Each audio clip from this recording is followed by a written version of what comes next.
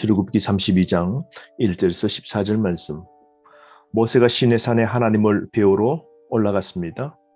6주가 지나도록 돌아오지 않자 백성들은 걱정입니다. 모세가 산에서 죽었나? 아니면 하나님이 버리셨나? 여러 가지 추측을 하게 됩니다. 모세가 하나님과 가장 가까이 있을 때에 산 아래 백성들은 하나님으로부터 가장 멀리 떠나는 사건을 만들게 됩니다. 그들은 아론에게 찾아가서 우리를 위하여 우리를 인도할 신을 만들어 달라고 부탁합니다.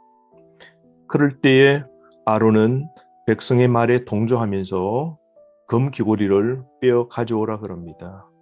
그리고는 그것을 가져다가 송아지 형상으로 우상을 만들게 됩니다. 1, 2계명을 어기는 극악한 범죄로 하나님의 극심한 진노를 받게 될 상황입니다. 금송아지를 주저하게 되는데요. 금송아지 우상이 최초로 등장하게 됩니다. 금을 모아서 만드는데요.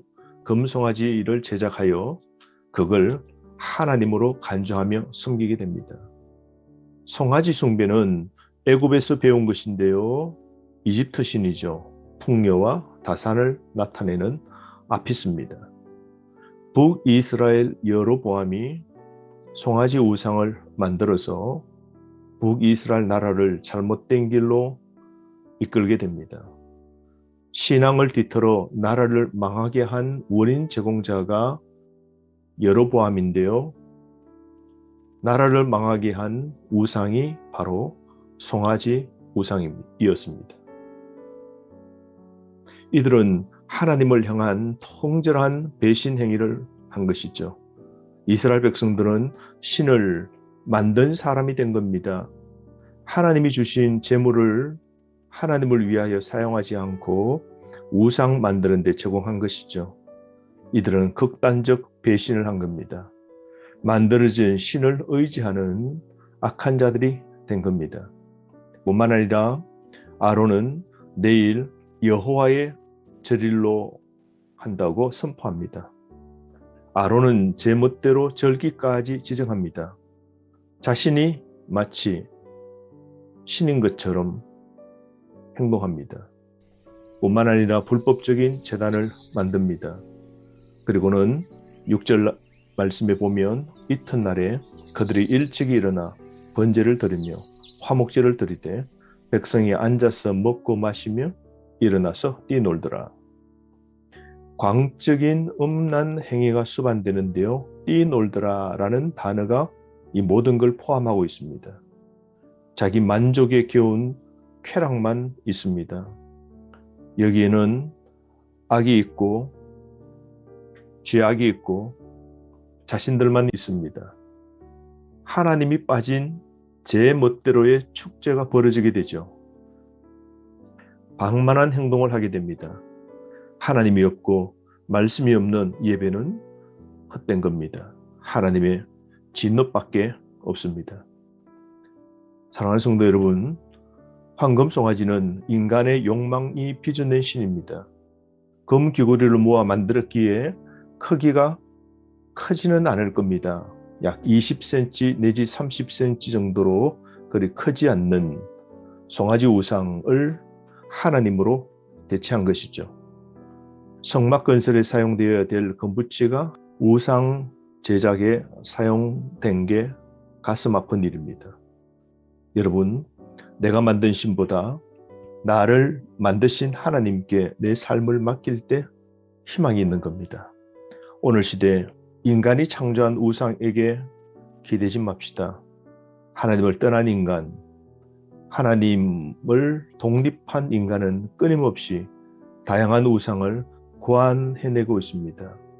군중의 압력을 두려워해서 악을 허용한 아론은 영적 지도자로서 자격 미달인 겁니다.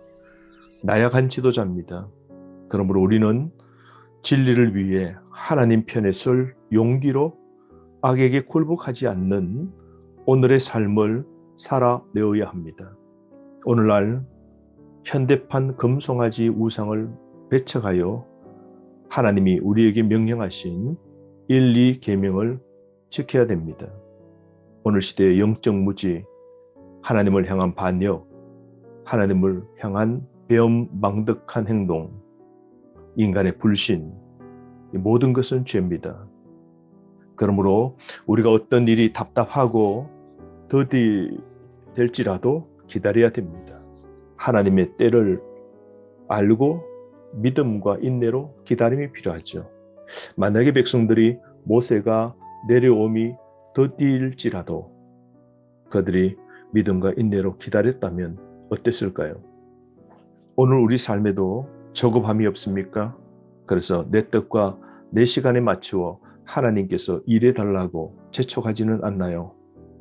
내 시간이 아닌 하나님의 시간에 맞추는 조율함이 우리에게 필요한 겁니다.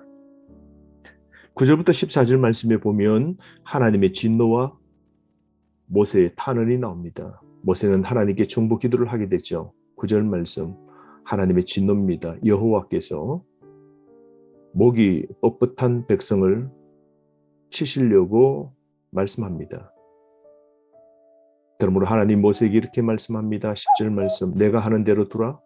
내가 그들에게 진노하여 그들을 진멸하고 너를 큰 나라가 되게 하리라. 하나님께서 아브라함 자손을 버리고 진멸하고 모세 자손을 통해 나라를 세우겠다 말씀하시는 것이죠. 모세가 이 하나님의 진노의 소식을 듣고 탄원합니다. 생명을 걸고 이스라엘 백성을 위해 하나님께 탄원합니다. 하나님이 선언하셨던 약속을 상기시키며 자비와 용서를 구하게 됩니다. 모세는 결사적 탄원의 기도와 중재를 하나님께 요청합니다. 하나님의 명예를 위해 조상 아브라함과 이삭과 이스라엘과 약속하신 것을 지키시기 위해서라도 진멸하지 말아달라고 간절히 간청하게 됩니다. 모세는 하나님과 백성을 위한 진정한 중보자로 서고 있는 것이죠. 여러분, 하나님의 영광을 위하여 심판을 거두어 달라고 강구하는 것, 오늘 우리에게도 필요한 것이죠.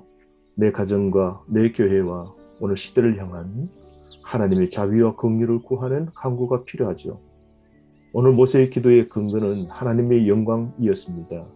하나님의 영광을 위하여 우리도 기도하고 구해야 됩니다. 내 중심이 아니라 하나님 중심적인 기도는 놀라운 역사를 일으키게 됩니다. 그래서 14절, 모세의 기도를 들으신 여호와께서 어떻게 행동하십니까? 14절, 여호와께서 뜻을 돌이키사 말씀하신 화를 그 백성에게 내리지 아니하시니라. 마음 약하신 하나님, 모세의 중보로 진멸 계획을 처리하셨습니다. 하나님의 은혜와 자비의 성품으로 이스라엘 백성들은 살게 된 거죠. 진멸은 하나님의 진심이 아닙니다. 사랑하는 성도 여러분, 하나님의 자비와 긍휼 때문에 공로 없이 제사함 받은 감격으로 감사하며 오늘을 살아갑시다. 주신 말씀 가지고 하루 승리하시길 원합니다.